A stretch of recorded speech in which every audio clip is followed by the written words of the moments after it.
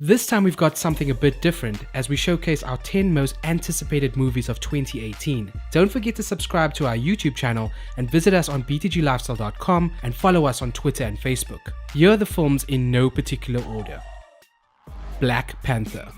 Directed by Ryan Coogler, Black Panther sees the King of Wakanda make his solo film debut after having appeared in Captain America Civil War. Chadwick Boseman dons the suit, while a host of really awesome actors have supporting roles, including Forrest Whitaker and Lupita Nyong'o. Michael B. Jordan, who will be playing the villain Killmonger, has a long history with Coogler, and I am cautiously optimistic that he has what it takes to be a good villain. This is one of the highly anticipated films of the year, with arguably the best score of any film in 2018.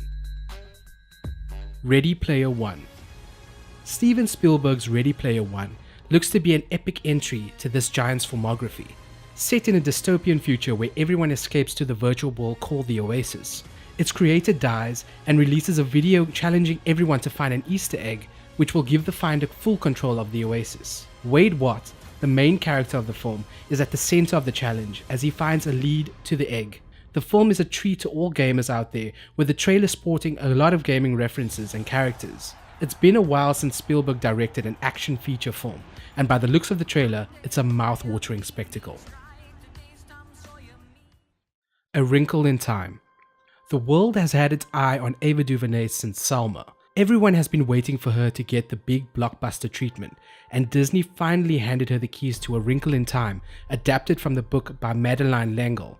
The early trailers were quite mysterious, but the final one delves in quite deep, exploring more of the characters and the visuals of the world, and it's pretty mind-blowing and of course time-bending. Isle of Dogs. One of the most artistic directors of our time, Wes Anderson, is bracing us with his new work, Isle of Dogs, 4 years after his last feature film, The Grand Budapest Hotel. Why do you want to be a lobby boy? Who wouldn't? At the Grand Budapest, sir. Isle of Dogs is a stop-motion animation about a group of 5 dogs who go on an adventure to help a 12-year-old boy find his dog within an island where they have been banished, along with all the other dogs in Japan. The trailer promises all that we've come to love about Anderson, his visually striking touch that's such a pleasure to watch frame by frame, and a charming story. We haven't seen this film yet, but if his previous work is anything to go by, we can bet that Isle of Dogs will win the hearts of most critics and please all of his fans.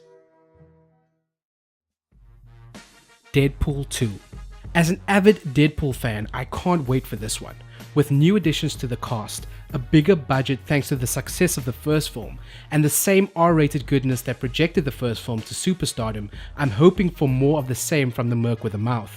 Previous director Tim Miller left during pre-production of this film due to creative differences with Ryan Reynolds, which is a little worrying, and was replaced with David Leitch, but with Zazie Beetz as Domino and Josh Brolin as Cable, this film is rumored to be action-packed and tons of fun. The Incredibles 2. Guys, we've been waiting 14 years for this. 14 years ago, Brad Bird gave us an almost perfect superhero movie disguised as a kids movie. But was it really? No, it wasn't. We're so happy we finally have a new Incredibles sequel coming out.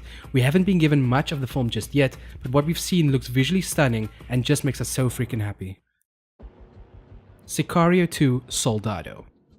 The original Sicario was a sleeper hit of 2015 by director Denis Villeneuve. The movie took matters to the extreme in the fight against the Mexican drug cartel by muddying the waters between good and evil and gave us a jaw-dropping ending which lingered in our minds. And with the sequel coming in 2018, we are looking forward to finding out how far the character Alejandro, played by Benicio del Toro, will go in the fight against the Mexican drug cartel.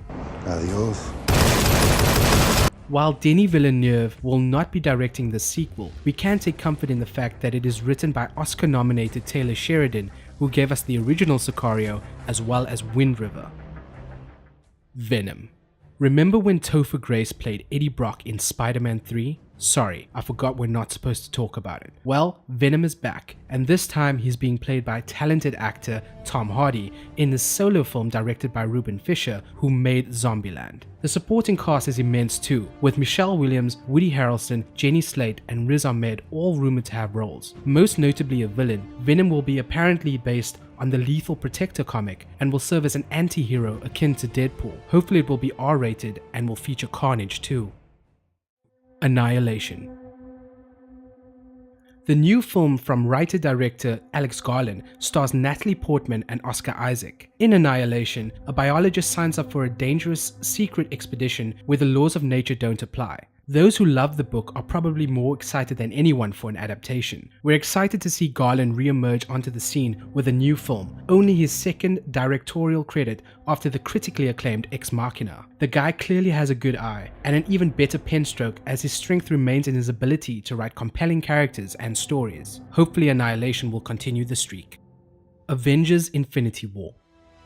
Do we even need to discuss this? Most movie watchers have spent tons of hours on the 17 films released in the MCU so far, and all of that has been building up to this great Infinity War with the big bad Thanos. While Marvel seemed too scared to literally kill off anyone in Civil War, we're hoping the Russo brothers have the balls to pull the trigger in this latest installment and kill off some of the main characters. This is something that the MCU needs to add weight and stakes. But those not paying attention to these details will likely just be fanboying over the fact that all of these characters are finally being brought together in one big battle, or war as it were.